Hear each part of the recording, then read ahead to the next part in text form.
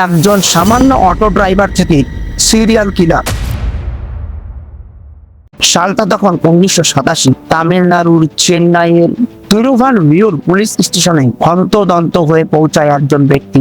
সেখানে এসে পুলিশকে জানায় বেশ কয়েকদিন ধরেই তার স্ত্রী ললিতা নাকি নিখোঁজ। যথারীতি পুলিশ মামলা নথিবদ্ধ করে শুরু করে এই ললিতার খোঁজ এবং সেই বছরই মার্চ মাসে ললিতাকে উদ্ধার করে পুলিশ। আসলে এই ললিতা নিজের ইচ্ছেতেই তার স্বামীকে ছেড়ে পালিয়ে গিয়েছিল। এই সমস্ত ঘটনার প্রায় 1 বছর পর 1988 সালে 1 জুন এই ললিতার মৃতদেহ উদ্ধার করা হয় তারই বাড়ির ঘরের মেঝে থেকে। পুলিশ তখন পর্যন্ত মনে করেছিল এটি একটি সাধারণ খুনের ঘটনা, কিন্তু পুলিশ তখন পর্যন্ত বুঝতে পারেনি এটি একটি সিরিয়াল কিলিংয়ের ঘটনা। তামিলনাড়ুর এক কুখ্যাত সিরিয়াল কিলার যাকে বলা হতো অটো শঙ্কর, আসলে তার নাম ছিল গৌরী শঙ্কর। সে প্রথম জীবনে অটো চালাতো বলে তার নাম পড়ে গিয়েছিল অটো শঙ্কর। 1954 সালে কাঞ্জিপুরমের একটি ছোট গ্রামে জন্ম হয় এই শঙ্করের। এক হতদরিদ্র পরিবারে জন্মগ্রহণ করে এই শঙ্কর প্রথমে সে একজন কার্পেন্টার হিসাবে নিযুক্ত হয়। তারপর সে শহরের বিভিন্ন এলাকায় রং মজুরের কাজ করেছিল। তারপর সে শুরু করে নিজের পয়সায় অটো কিনে ড্রাইভারের কাজ।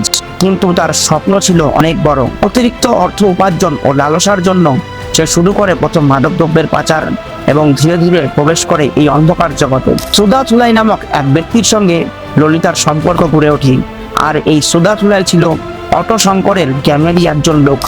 তারা দুইজন পালিয়ে গিয়ে নতুনভাবে জীবন শুরু করেছিল। সেই অপমান সহ্য করতে পারেনি অটো শঙ্কর। পুলিশ যখন বিভিন্ন মাদকদ্রব্যের মামলায় এই অটো শঙ্কর ও তার সাগরেদদের গ্রেপ্তার করেছিল, তাদের মধ্যেই একজন শিবা বলে পুলিশের কাছে জেরায় স্বীকার করে যে এই অটো শঙ্কর ললিতাকে মেরে তার ঘরের মেঝেতেই পুঁতে দিয়েছে এবং সুধা থুলাইকে পুড়িয়ে হত্যা করার পর তার দেহ অবশেষ বঙ্গোপসাগরে ভাসিয়ে দিয়েছে, যা পরবর্তীকালে কোনো সময় উদ্ধার করা সম্ভব হয়নি।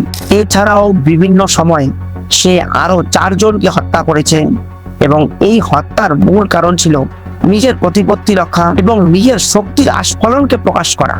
অবশেষে 1991 সালে চাংলাপাট্টুর সেশন কোর্ট এই অটো শঙ্করকে মৃত্যুদণ্ড দেয়। 27 এপ্রিল 1995 সালে সকাল 5:20 তামিলনাড়ুর সালেম জেলে ফাঁসি কার্যকর হয় এই অটো শঙ্করের।